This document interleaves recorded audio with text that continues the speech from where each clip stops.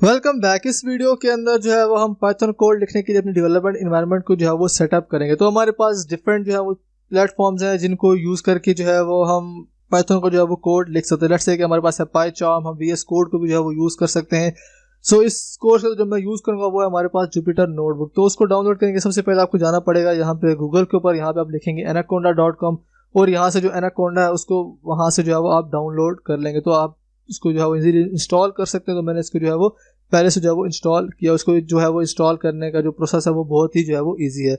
तो इसके अंदर जो है वो हमें डिफरेंट जो है वो प्लेटफॉर्म जो है वो सारे मिल जाते हैं। सो मैंने यहाँ पे जो है एनाकोंडा नेविगेटर को जो है वो लॉन्च कर लिया। तो यहाँ पे आप देख सकते हैं, यहाँ पे हमारे पास डिफरेंट जो प्लेटफॉर्म्स है वो हमें यहाँ पे जो है वो मिल गए। यहाँ पे हमारे पास है पाइचार्म कम्युनिटी। अगर आपने पाइचार्म यूज़ करना है तो आप पाइचार्म को जो है वो यूज़ कर सकते हैं। इसके अलावा अगर आपने यहाँ पे स्पाइडर को यूज़ करना है आप इसको भी जो है वो यूज़ कर सकते हैं। और आपने अगर वीएस कोड के अंदर जो है वो पाइथन का कोड लिखना है तो वो भी जो है वो आप कर सकते हैं। तो इसके लिए आपको क्या करना पड़ेगा, वीएस कोड के अंदर लिखने के लिए आपको जो है वो पाइथन जो है वो इंस्टॉल करनी पड़ेगी और फिर उसके बाद आप यहाँ पे जो है वो इजीली कोड लिख सकते हैं।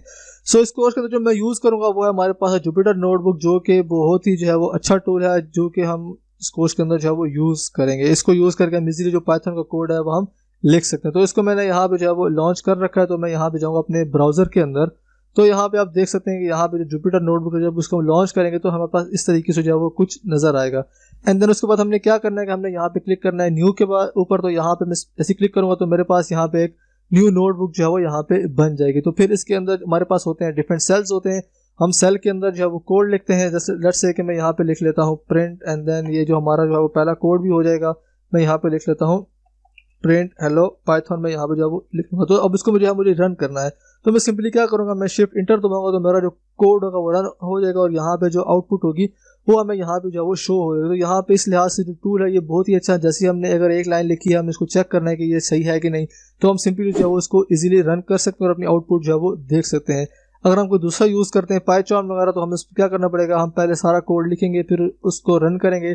तो हमें पता फिर ढूंढना पड़ेगा कि एरर हमारा किस लाइन के ऊपर जो है वो आ रहा है। तो हम इसके अंदर जो है वो लाइन बाय लाइन मतलब इस तरीके से कोड रन कर सकते हैं और फिर जैसे ही हमारा एरर आएगा तो हमें इजीली जो है वो पता चल जाएगा। तो इस कोर्स के अंदर जो है मैं जुपिटर नोटबुक का जो है वो यहाँ पे यूज़ करूँगा। तो इसके अंदर हमारे पास सेल होते हैं, सेल के अंदर हम इस तरीके से कोड लिखते हैं और फिर कंट्रोल शिफ्ट एंटर से जो है वो अपना कोड जो है वो रन कर लेते हैं। और अगर आप यहाँ से रन करना है तो आप इजीली यहाँ से भी जो है वो रन कर सकते हैं। सो नेक्स्ट वीडियो में हम देखेंगे कि पाइथन के अंदर डिफरेंट डेटा टाइप्स जो है वो कौन कौन सी हैं। तो see you in the next video.